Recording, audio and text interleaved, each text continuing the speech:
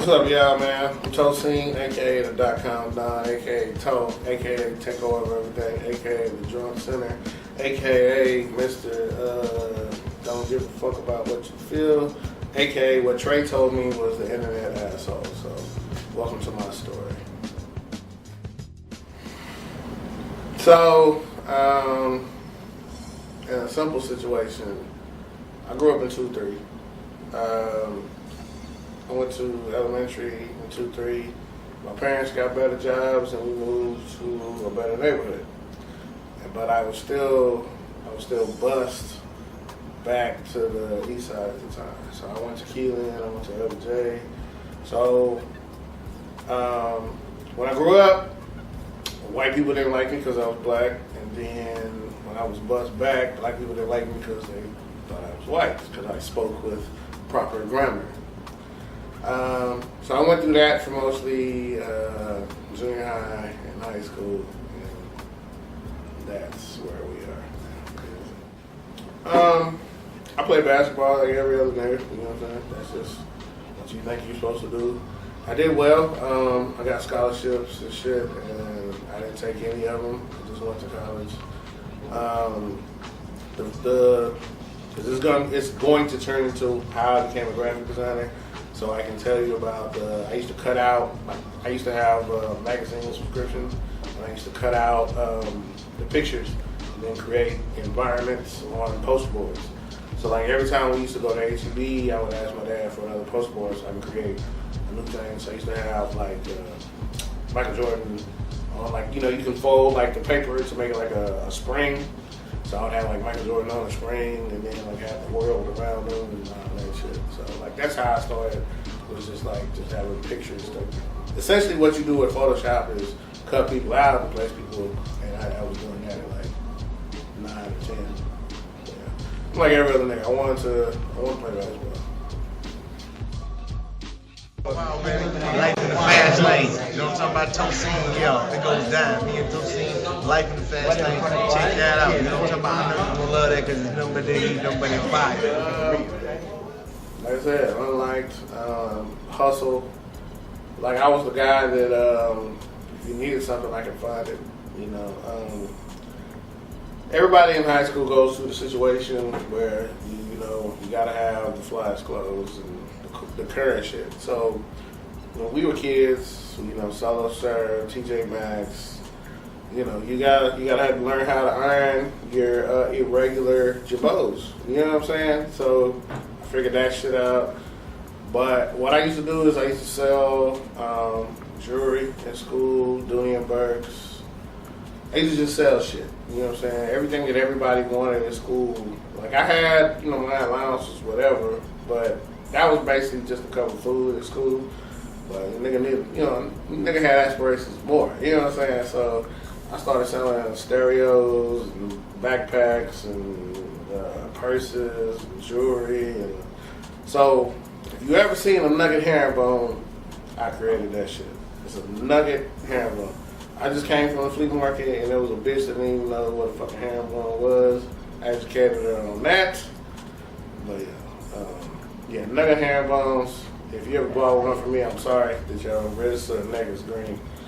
But yeah, that's just, yeah. I sold, watches and stereos, and if you needed it at that time, I had it. And that's kind of what I've always been. This is because I got that from my dad. If you need something, I know a guy. But I wanted to be the guy, and I had it. That ain't from SUC, that's the row and that's the trade. So let me keep on going so they can finally see. R.I.P. to my dog by the name of Pepsi. You know who it be, don't act like a dummy. Damn, Tosin, you making a whole lot of money. People know me for the mixtapes that I've done, the DVDs that I've done. I guess people think that I do graphics or something, but essentially, Hang on Mr. Cooper, which was, so on my birthday, my girlfriend, she said, can we go karaoke with her coworkers? I hate karaoke. Like, there are a few things that I hate, but karaoke is literally, so we went to karaoke on my birthday, Which is? That's not important. Sometime on the calendar. It's a day. So we went to karaoke, and it was still the worst experience I've ever had. But there were some people there. He's like, "What do you do?"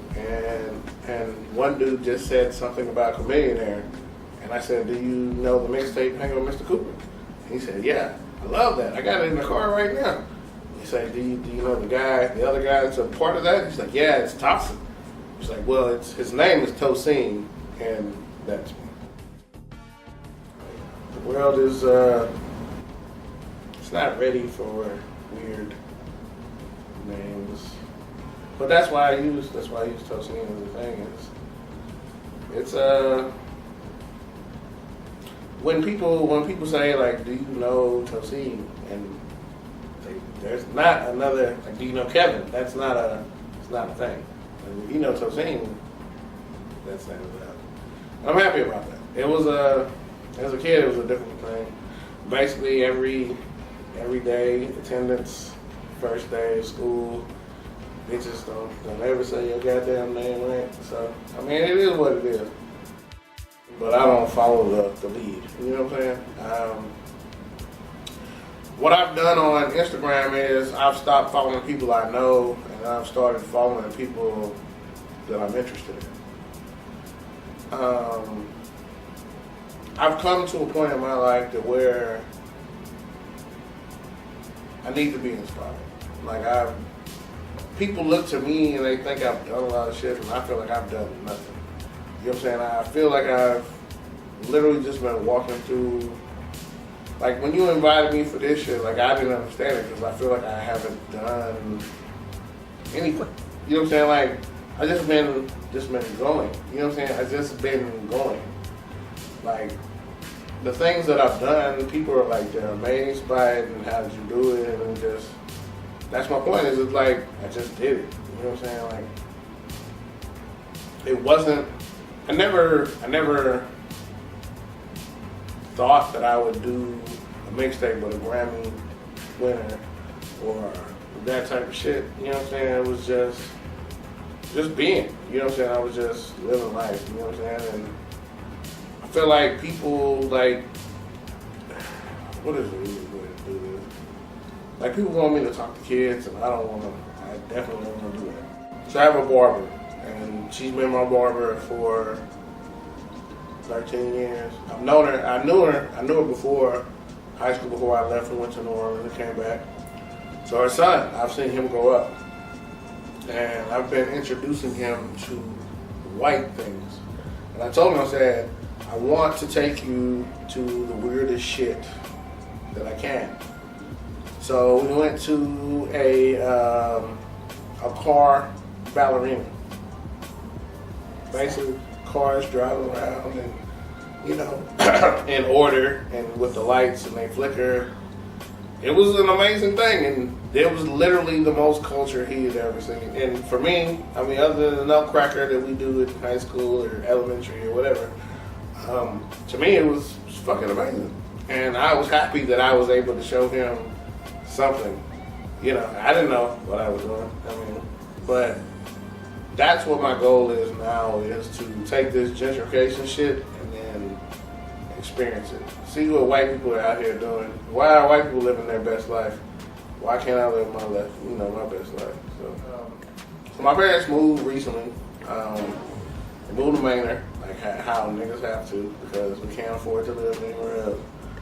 And they made me come get all of my shit. And so I have now, I've sold off all my G.I. Joes, still have my Transformers, but I gotta get rid of the rest of the shit, like everything else. You got other toys?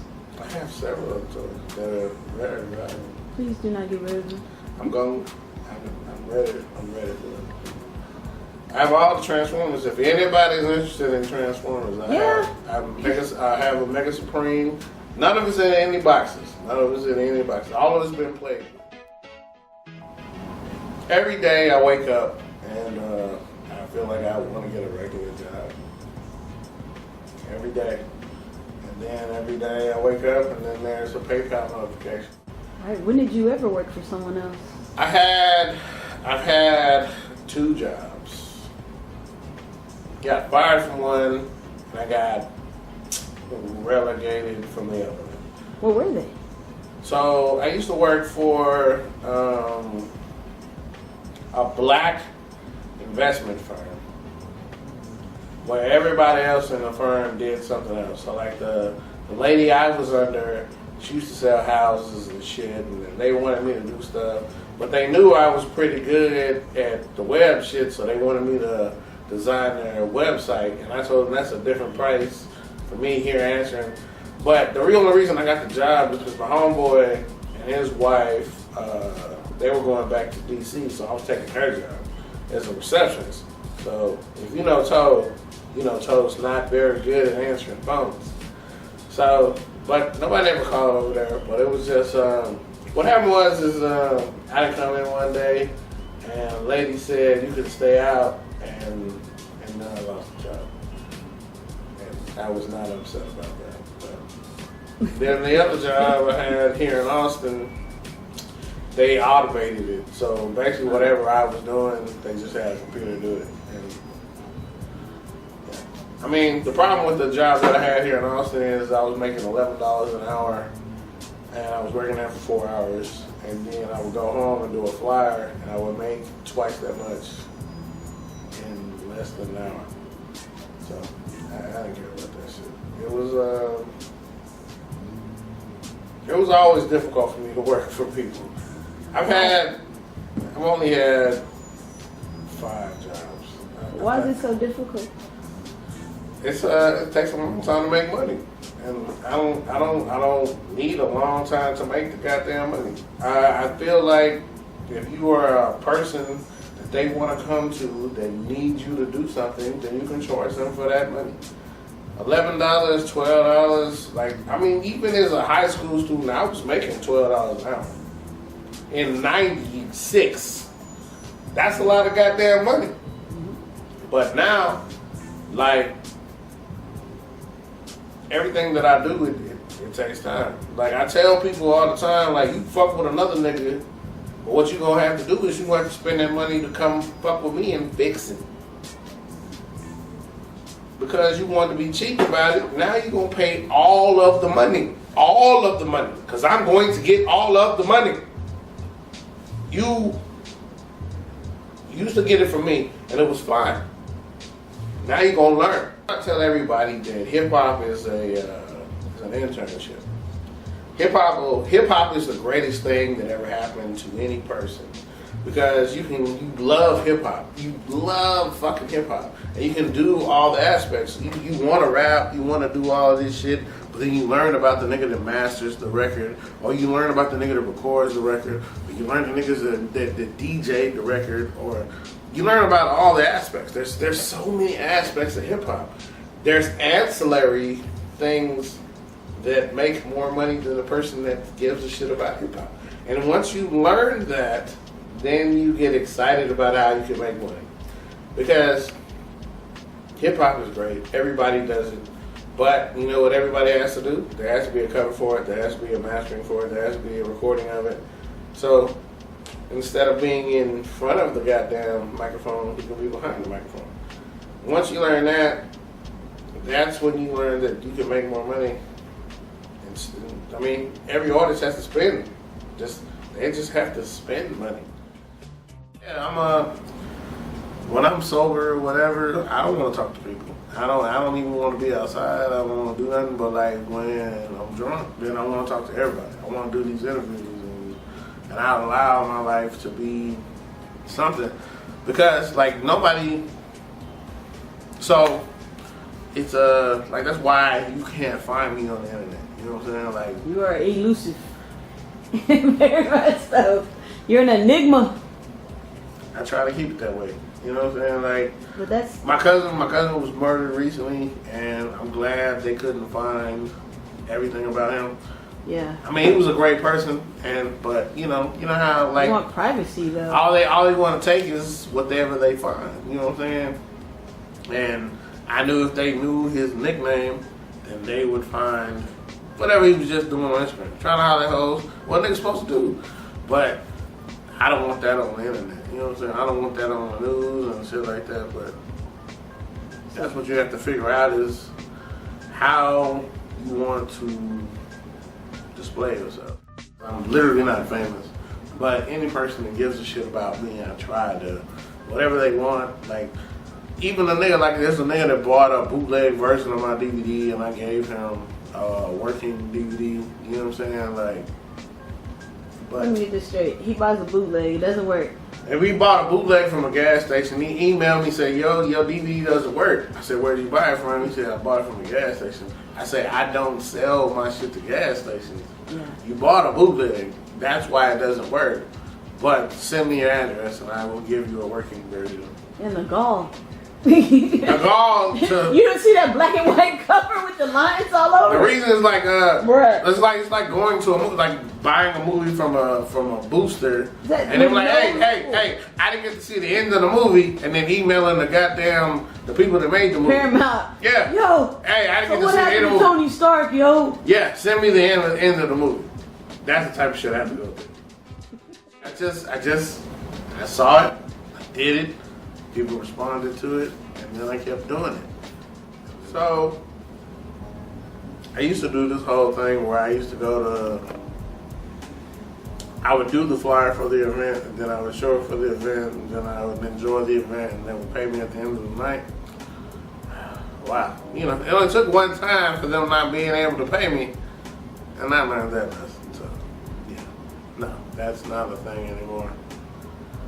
But yeah, that's a learned lesson. Cash and carry. No, everything is up front now. It's not even a question. Not even a goddamn question. It was like, how much do we have to pay? All of it. All of the money. All of the money. It's like we had to pay all of those thousands. All of the money.